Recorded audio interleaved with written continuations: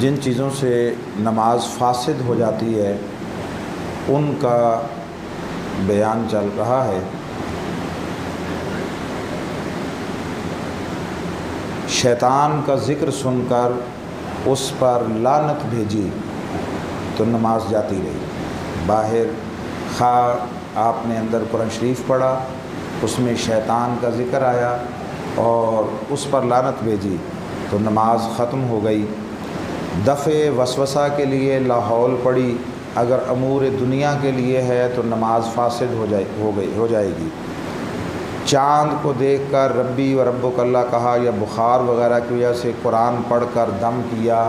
ہر صورت میں نماز فاسد ہو گئی۔ اب بعض لوگوں کو یہ چیزیں تھوڑی سی عجیب لگیں گی کہ اچھا ایسے بھی ہوتا ہے، یعنی ایسے ہے کہ بندہ نماز پڑھ رہا ہے اور آواز آ گئی کہ چاند نظر آ گیا، خواہ وہ رمضان کا ہے، عید کا ہے، کسی صورت میں بھی، تو جو چاند کی دعا ہے وہ پڑھ لی، نماز میں تھا بندہ، یا ویسے جیسے یہ کہا جاتا ہے ربی و ربک اللہ، تو ان دونوں صورتوں میں نماز ختم ہو گئی، فاسد ہو گئی۔ کوئی بخار وغیرہ میں قریب آیا، بندہ بیٹھا تھا، تشہد میں بیٹھا تھا، تو کسی نے آ کر کہا بخار ہے، تو اسے اندازہ نہیں ہوا کہ نماز میں تھا، اس نے بے ساختہ دم کر دیا۔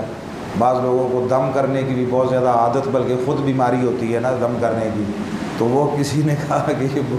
بخار ہے یا بیمار ہے، تو نماز نہیں یاد رہی اور فٹافٹ دم کر دیا تو نماز گئی، ختم ہو گئی۔ بیمار نے اٹھتے بیٹھتے تکلیف اور درود پر بسم اللہ کہی، یعنی بے ساختہ زبان سے نکل گئی تو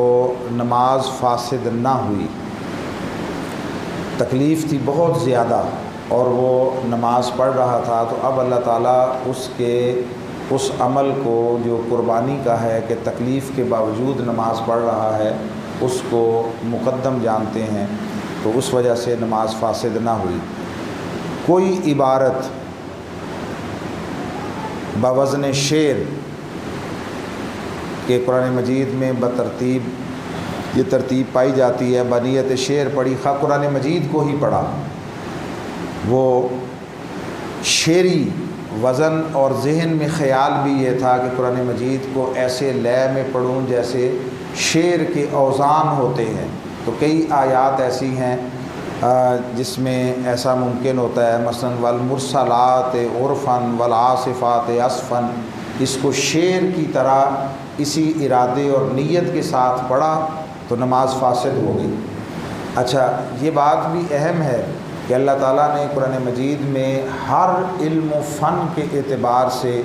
اتنا اعلیٰ معیار قائم کیا ہے کہ دنیا کا کسی فن کا آدمی بھی جو ہے وہ اگر قرآن مجید کی طرف متوجہ ہوتا ہے تو اسے مایوسی نہیں ہوتی۔ ڈاکٹر حمید اللہ ایک بہت عظیم شخصیت گزرے ہیں، یہ کبھی اسلامیہ یونیورسٹی بہاولپور میں لیکچرر بھی تھے اور ڈین تھے اپنے شعبے کے، پھر یہ تحقیق کی غرض سے یہاں سے چھوڑ کر فرانس چلے گئے اور پھر وہیں پر فرانس کا جو اسلامک سینٹر ہے وہاں ان کی ڈیتھ ہوئی۔ یہ بھی اپنی جگہ ایک المیہ ہے کہ دنیا کا ریسرچ کے اعتبار سے سب سے بڑا فیسیلیٹیز کے اعتبار سے اسلامک ریسرچ سینٹر وہ فرانس میں ہے، اور اکثر غیر مسلم ممالک میں یہ سہولتیں بہت زیادہ ہیں۔ تو وہ کہتے ہیں کہ کوئی بندہ میرے پاس آیا، وہ نان مسلم تھا، اس نے کہا میں اسلام قبول کرنا چاہتا ہوں، تو وہ کہتے ہیں ان کے ہاتھ پہ اللہ تعالیٰ نے ان پر کرم کیا، درجنوں نہیں سینکڑوں لوگ مسلمان ہوئے ہیں، سینکڑوں، بعض نامور لوگ۔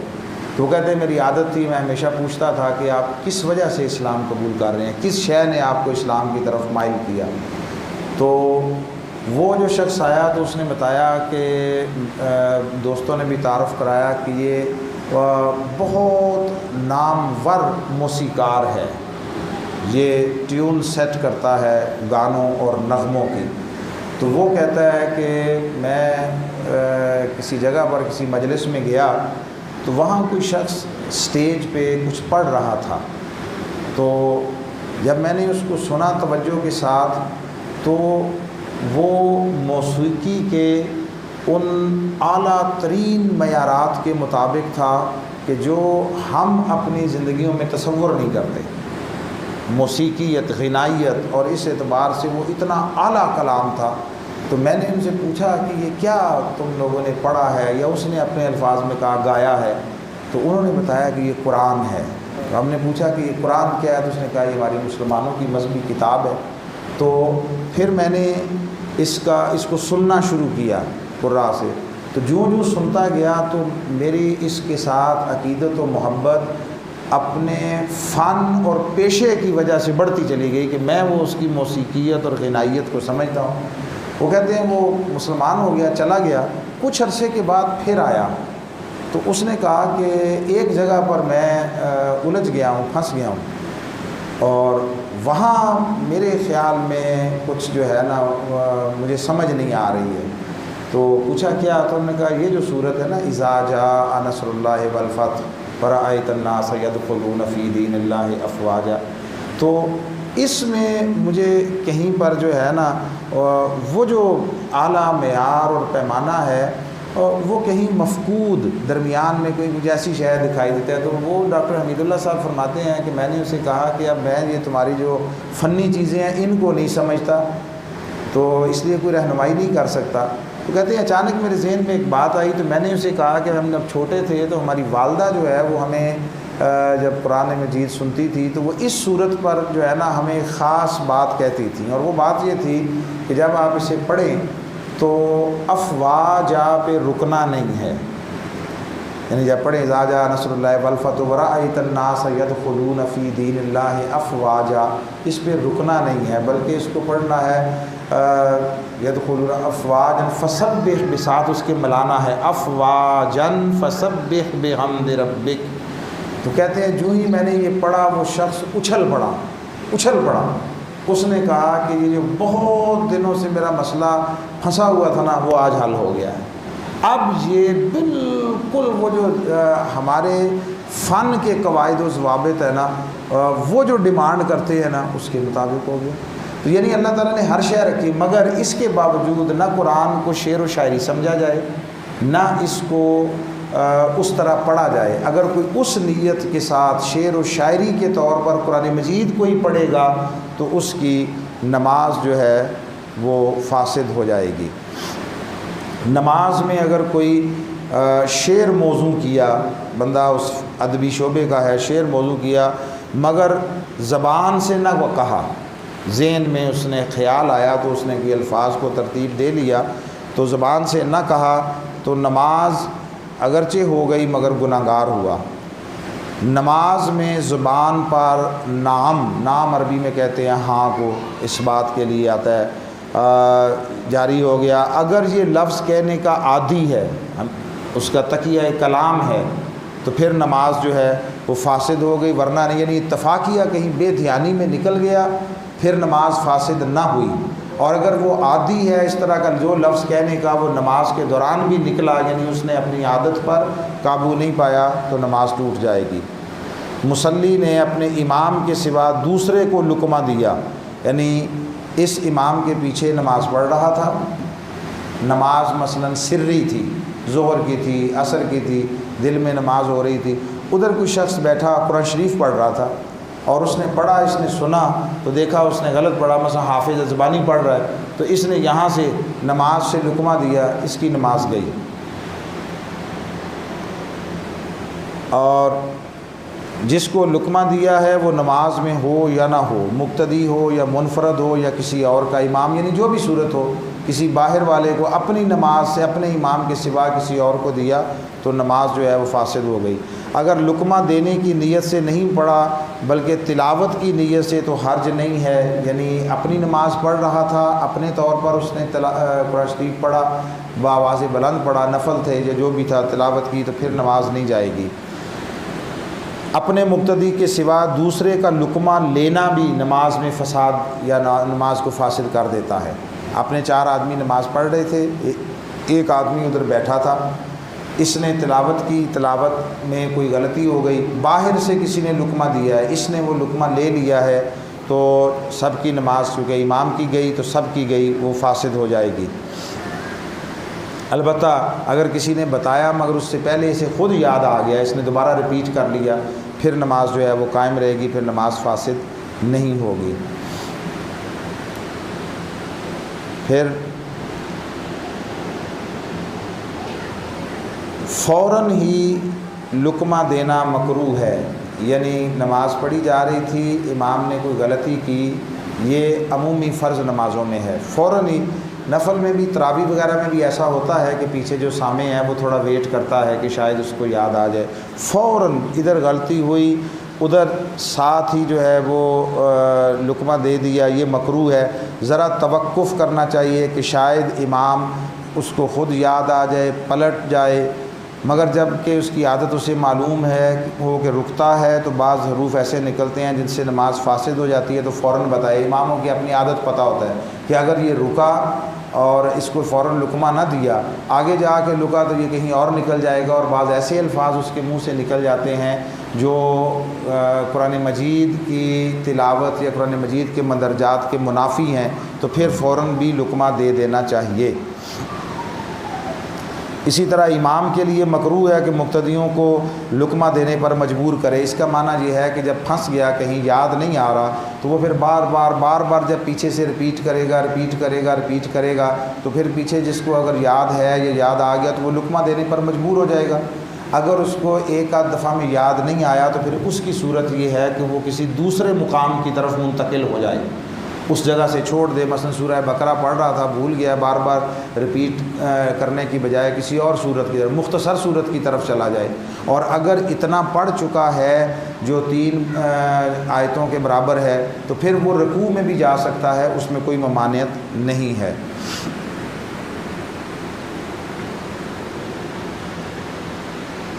پھر لقمہ دینے والے کے لیے بالغ ہونا شرط نہیں ہے، اس کو قرآن مجید کا علم ہونا شرط ہے، علم ہو، اسے قرآن مجید آتا ہو، بشرطے کہ وہ نماز جانتا ہو اور نماز میں ہو۔ ایسی دعا جس کا سوال بندے سے نہیں کیا جاتا، مثلا اللہم عافنی، اللہم اغفر لی، تو وہ جائز ہے۔ اور ایسا جس کا سوال بندوں سے کیا جاتا ہے، وہ اگر کوئی دعائیہ کلمات منہ سے نکلے تو نماز ٹوٹ جائے گی۔ مثلا اس نے نماز میں کسی جگہ پر سجدے میں یا کسی جگہ پر دعا کی ہے اللہم عافنی، تو نماز نہیں جائے گی۔ سجدوں میں بھی دعائیں منقول ہیں، یہ بات یاد رکھ لیں، سجدوں کے درمیان بھی دعائیں منقول ہیں، اور تشہد میں بھی جو ہم معروف دعائیں پڑھتے ہیں رب اجعلنی مقیم الصلاۃ، اس کے سوا بھی دعائیں منقول ہیں، وہ بھی پڑھی جاتی ہیں۔ اسی طرح نماز جنازہ میں بھی اس ایک دعا کے سوا اللہم اغفر لحینا و میتنا بے شمار دعائیں منقول ہیں، اور وہ پڑھی جاتی رہی ہیں اور وہ پڑھی جاتی ہیں۔